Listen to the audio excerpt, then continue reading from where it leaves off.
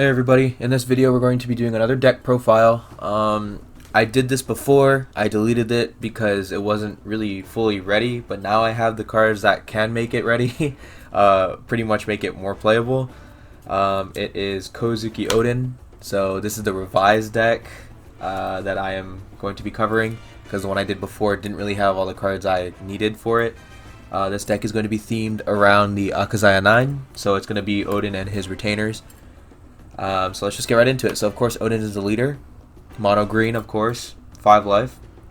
His activate main ability is once per turn you can trash a land of Wano type card from your hand and set up to do 2 Dawn as active. So his leader ability is really good. You know, if you want to summon something out, use his ability, discard something, get 2 back, and summon another thing out. Or you can just summon something, use his ability, and then attach those 2 Dawn to him and attack. So it's a really good ability just to get Dawn back to either attack or summon something else out. Here's the first 1-drop.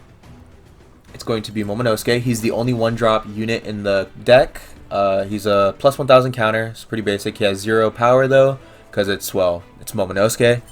So pretty much what Momonosuke does is he is the Jewelry Bonnie of the deck, and he searches for other cards from the top 5, but instead of searching for supernovas like Jewelry Bonnie does, Momonosuke searches for Land of Wano cards. And it doesn't have to be a character card. Momonosuke can look for Land of Wano type cards, so you can either grab an event or a character card. He's really good to play early game, of course, obviously for a 1-drop. Not to mention with the leader's ability, you can just get that unit or that Dawn back. So yeah, you can use this ability. You know, look up to the top 5, either get an event or a character. So yeah, not bad. So you run 4 of him because he's the main searcher. Here's the next 1-drop. I run 2 of these. They're Land of Wano. These came out in Paramount War. Land of Wano is pretty much a stage card for this deck, and what it does is you can trash a Land of Wano type card, rest this stage, and then you get 1 Dawn back to active. So it's going to be like the Inuarashi in this deck, but instead of having to attack with it with 2 Dawn, you just have to discard a card, get 1 Dawn back. So I'm only running 2 of it because, you know, stage cards stay on the field forever, because as far as I know, there isn't really a stage card destroyer in the deck. Like, there's no unit that destroys stage cards. I think there is a event card that destroys stages that just came out in Paramount War. I think it's one of the Fleet Admirals cards, but as of right now, I think that's the only card that gets rid of stages itself. So that's why I only run 2. There's not much of a threat to get rid of stages. So yeah, Land of Wano. Next one is going to be You Can Be My Samurai. I run 3 of it. I only run 3 because it's very situational, right? Pretty much what it does is you rest 2 of your characters and you draw 2 cards. So, you know, if you don't have any characters to rest, you can just use this card to discard for either Land of Wano or the leader card. So yeah, rest 2 cards, draw 2 cards. So you can really use this for like cards you just summoned out because they can't attack, Summoning Sickness. So it'd be good to use this to rest those characters and draw 2 cards. Next 1-drop is going to be Paradise Waterfall, or Togen Totsuka, whatever it's called. It's a basic counter, gives you 2000 power, but it also has the ability to set one of your characters back to active. It doesn't matter what level they are, you can just set them back to active. And then its trigger ability is KO one of your opponent's rested characters with a cost 4 or less. So say your opponent attacks you with the 4-drop, and you trigger this card, the card they just attacked you with will be KO'd. So yeah, not bad for a trigger, not to mention a counter as well.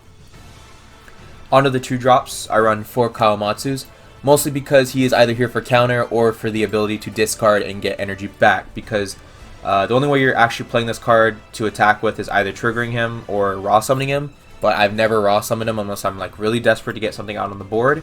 So the only time you're actually seeing him on board or like in the battle area is by triggering him.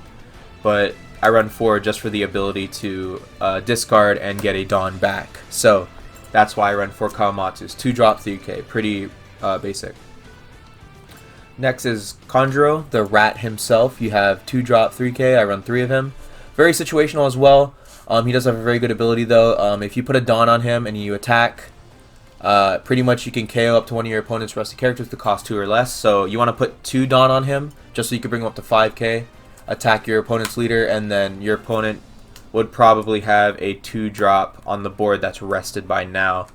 I only summon 1 of him about every game I play with this deck. I don't really play him more than once because by the time you've already played him, it's already like turn 4, so your opponent's not really putting down 2-drops as much. So yeah, he's either here for the counter, the first summon, and then the ability to discard and get Dawn back. He also has the on KO ability because he's the rat. When he dies, your opponent chooses one card from your own hand and they discard it. So yeah, very fitting for Kanjuro, if I do say so myself. The next 2-drop is going to be Nekomamushi. Nekomamushi is a 2-drop 3k as well. He's a plus 1000 counter, and he is an on-play ability unit. When you play him, you get to rest one of your opponent's cost 3 or less. So he kind of works with Kanjuro, right? The turn after you summon Kanjuro, you can pretty much just summon Nekomamushi, then put your the rest of your Dawn on Kanjuro, attack, and then KO your opponent's 2-drops when you attack with Kanjuro. But yeah, I barely play Nekomamushi. I only play him when I'm like very desperate to rest a card. Especially if it's a card you want to get rid of, like a blocker or something. So like you can rest a blocker with Nekomamushi, attack with Kanjuro, get rid of that blocker when you attack with him. So yeah, pretty situational for Nekomamushi. Next is Inuarashi. Inuarashi is like Land of Wano, where when you attack, you get 1 Dawn set to active. So you get that's the same thing it does. Land of Wano lets you get 1 back. Inuarashi lets you get 1 Dawn back. It's just that the way you get it is different. With Inuarashi, you need to have 2 Dawn attached to him, and when he attacks with 2 Dawn, you get to set that 1 Dawn back to active. So it's not bad, right? You can use well, he doesn't have Rush, so what you could do is summon him, right? Then your next turn happens. You could then play like Nekomamushi or like Kanjuro or even Momonosuke if you wanted to. Then use Oden's ability, get 2 back, and then put those 2 Dawn onto Inuarashi, attack, get 1 back. Which that 1 will be good for either boosting your leader or another battle card you have on the field, or even just saving it for the Paradise Waterfall event card. Then I have the 3-drop Ashura Doji, 3-drop 4k. I only run 2 of them. Another very situational card. Pretty much what Ashura Doji does is that if you have a Dawn attached to him and your opponent has 2 or more rested characters, this card will then become 6k because it gives him 2000 power. Like I raw summon him like maybe once during the whole time I've had this game, or had this deck. So yeah, he's mostly here for counter or the discard ability.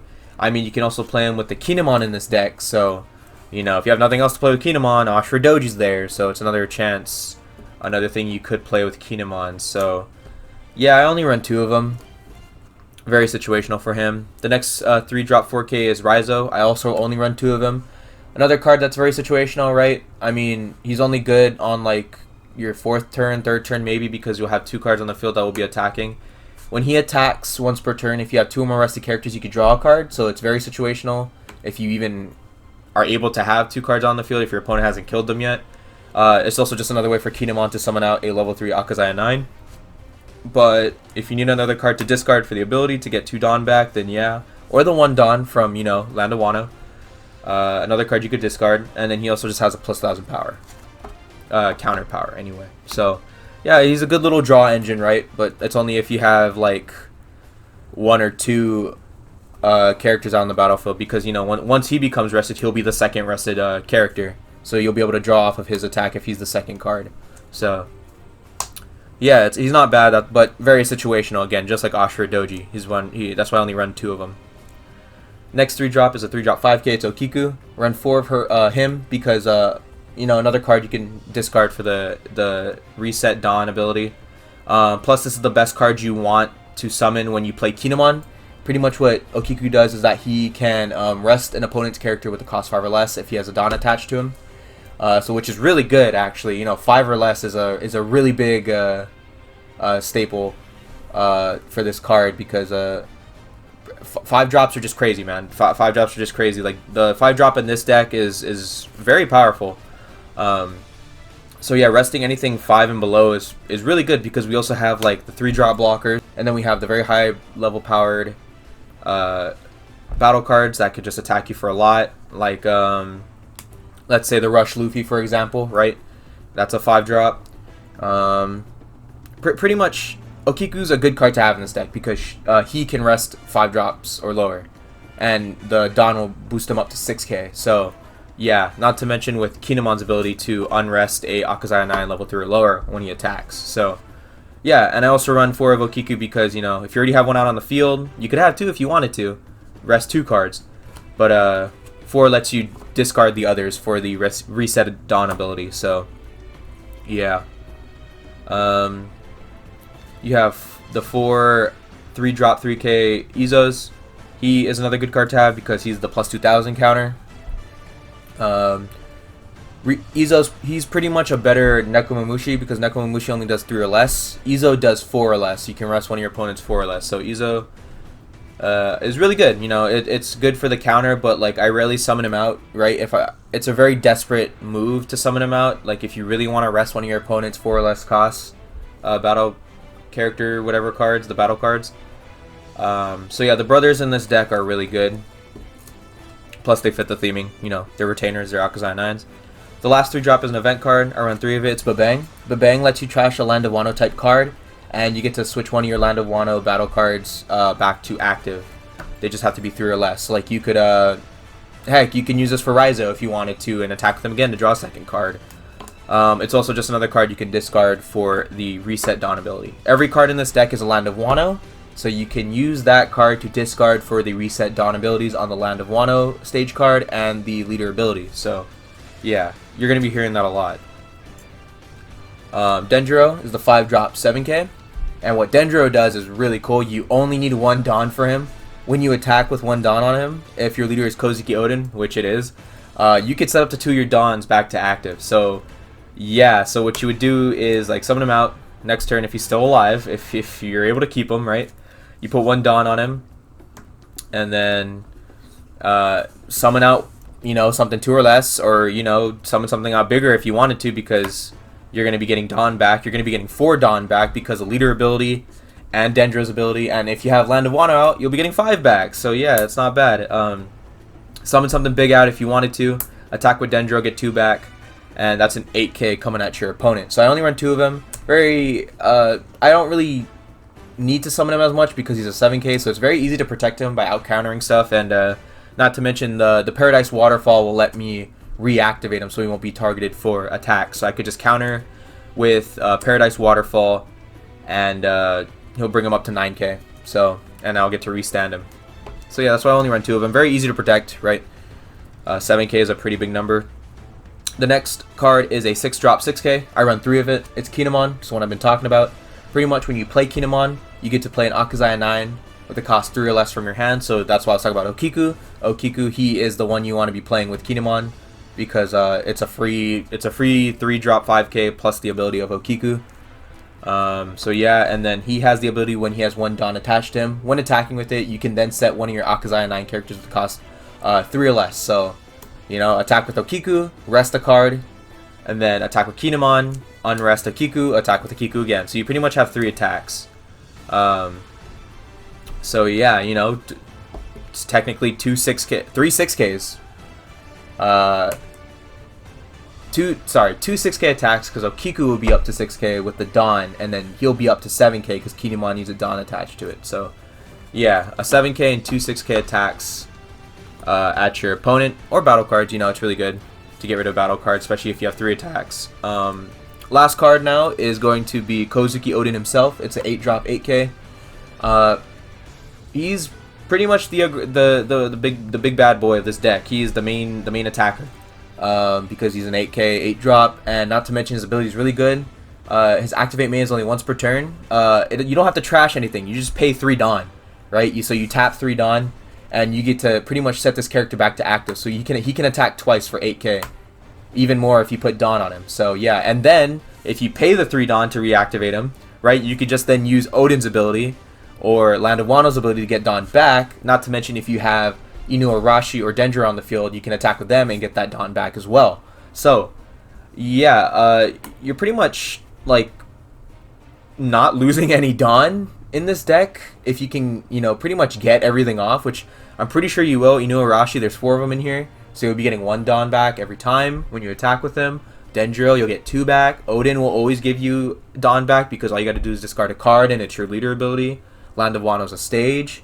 So, like, you'll always have Dawn to either attack or save up for, like, you know, one of your counters. So yeah, the 8k 8-drop is Kouzuki Oden. He's really good. Not to mention his on KO ability is really good too. You can play 1 Green Land of Wano character with the cost 3 from my deck then shuffle your deck. So pretty much you can, once he dies, you can look for Okiku or Kanjuro, not Kinemon, Kanjuro, Nekomamushi, Inuarashi, probably Inuarashi or Okiku if he dies, because Inuarashi will then give you Dawn back, and then Okiku will let you attack next turn, and pretty much rest an opponent's battle card. So yeah, this is the Kouzuki Oden deck. I'm glad I was able to go in depth to this deck, you know, what they do, what the Akazai 9 does, and it was really fun to build a theme deck for One Piece, and I hope that I can build some more.